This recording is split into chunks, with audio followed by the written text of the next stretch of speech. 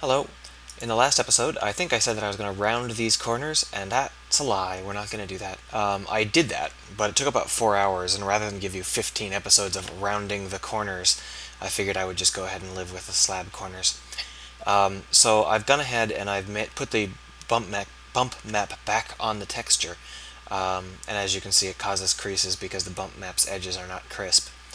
But if we look at the texture that we're using now, I've changed it out. It's the same texture in this first row, but I've made each additional row just a darker version of the texture. And the reason for that is that I want to give these layers a little bit of uniqueness. So instead of just having these flat textures, we're going to have it so that each row is slightly darker than the one before it, and it'll cycle. And that way we'll be able to see depth more clearly. So to do that, we're going to go ahead and open up the chunk creation. Grind, grind, grind. And here in UV corner, we currently do this 0.75 kind of automatically, and 0.75 is what we want for one of our layers, but we want it to be an arbitrary number of layers.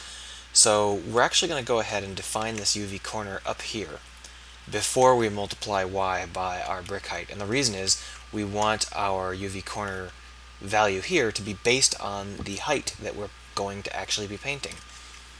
So we make this corner, thank you, corner.y percentage 4 divided by 4. Now I'm not 100% sure that's going to work, but we can check pretty easily, can't we? Ah, look at that, it worked. Alright, so although it worked, you can see that it's got a particularly spotty look to it in terms of it darkens very, very fast. And the reason for that is because we actually have the walls of these bricks are one shade darker than the tops of the bricks. So we're actually cycling too fast. We're cycling on the top needs to have the same color as the sides. And so the problem is that when we pass the sides, we're passing them counting from the bottom. We're saying do the bottom and vector 3 dot up will be vector 3 dot up.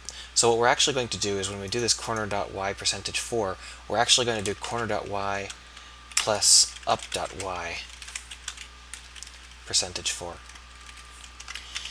And that ought to give us the maximum height of all of the walls that we're currently painting, and in turn that should give us the same top and side color, like that. So now we have what I was trying to do, and that was pretty easy. In truth, this probably would be better off if it cycled, instead of going from dark to white, it cycled through 7 instead of 4. So it would go 1, 2, 3, 4, 3, 2, 1, 2, 3, 4, 3, 2. So to do that, we simply change this UV corner to be, we're going to actually separate out the Y. UV row equals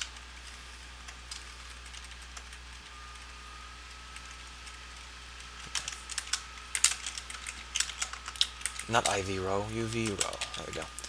So UV row equals this, except for we don't actually want it to be we don't want to take the modulo of 4, we want to take the modulo of 7. And then if it's greater than 4, then UV row equals 4 minus UV, no, that's not right, it's 8 minus UV row, we want to end on 2. It's sorry, I'm having a math fart moment here. We want our 5 to be 3 and our 6 to be 2, so that would mean that we would want to have 8 minus UV row.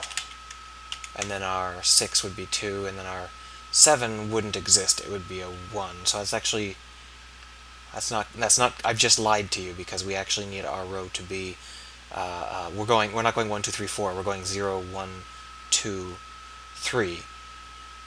And so we need our 4 to be a 2.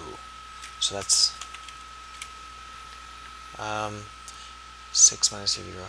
Probably needs to be 7 minus UV row, unless I'm mistaken. And this is a very basic math, but I've completely, I'm just having a huge brain fart at the moment. But I think that this is what we want. So that means that if we have a 6, We want it to be 0, 1, 2, 3, 2, 1. We want it to be a 1. So yes, this is correct. Well, that was a lot more annoying than I thought it would be in terms of me not doing things right, but that's okay. And now you can see it does work. We ramp up to a darker shade and then we ramp back down.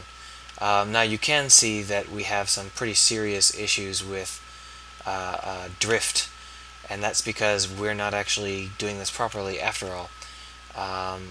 See how we got this drift going here? Where our Y component is drifting and it shouldn't be. So this needs to be idiot. Oh, that is the problem. That shouldn't even be there. There we go.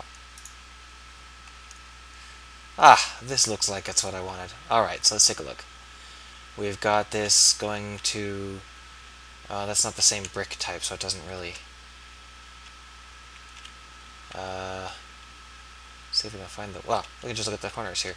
So it goes to a darker shade and then it goes back to a lighter shade. Yep, that seems more or less correct. We may want to tweak that later. But the other problem we've got is we've got these really dark creases, and that's due to the bump map that we're using not having crisp corners.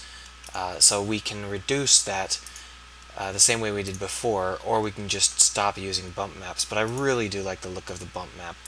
The problem is that if we want to do a bump map, we need to have tangents, and I actually don't remember. I don't think that they have any tangent calculation in the mesh. Let's go ahead and take a look.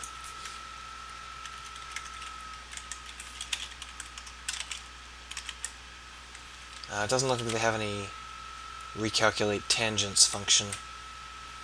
Let me go ahead and just look for that real quick. Alright, so I actually went and just found a tangent function that was just randomly floating around the internet. And as you can see, it actually does look pretty good. And it does decrease the strength of the problems we were having. But it has a serious flaw, and let me go ahead and show you that flaw. So the tangent function takes quite a bit of time, on the order of half a second per mesh, and that's probably unacceptable. On the upside, we actually do have a very strict system going here. We understand exactly what our tangents actually are because we're just creating bricks. So we can create the bricks and then also create the tangents at the same time, except I don't really understand tangents very well. It's just not something that I've really looked into very much. So I don't know how to tell you how to do that. I certainly can't do it in the next 10 minutes. So for now I'm going to go ahead and turn our material back into a simple bumped material, or simple diffuse material. And it's not as pretty, unfortunately. And I may look into how to make tangents on my own time. And then if I figure it out in a nice way, I'll come back and do a video on it, and we'll put the bump map back in. The bump map just looks so much better, though. Oh, man.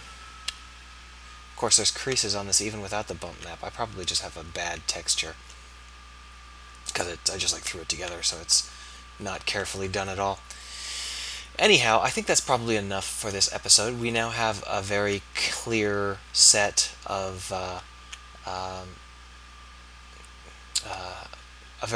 everything. We have a map that works. We have textures that make our map look good or look decent. We have a squashed, so visually interesting thing for our map to do. And at this point, we have a lot of options. We're done with this terrain creation part here. We're done with the part where we talk about how to do voxel generation and all that stuff. What we're going to do next is up to us. What do we want to have next? Now I might go ahead and put in some more complicated structures, or I might talk about different modes of walking around, or maybe I do some tapering stuff that's upwards tapering, because we all know that that's easy and I've done it before. I can do things like beginning to put in resources. I'm gonna have to think about it. It's it's not easy to decide because there are so many of you that have so many different objectives, and so it's difficult for me to determine what you guys would like. And unfortunately, I'm not going to wait around and ask you because I need to get these done, and I'm not going to. This is like done 2 or 3 weeks ahead of time, and I'm not going to wait around for 2 weeks and not do anything. Oh well, whatever. So in the next episode, we'll do something unrelated to mesh generation, at least unrelated to this kind of mesh generation. Maybe we'll do character stuff. Well, whatever. See you then.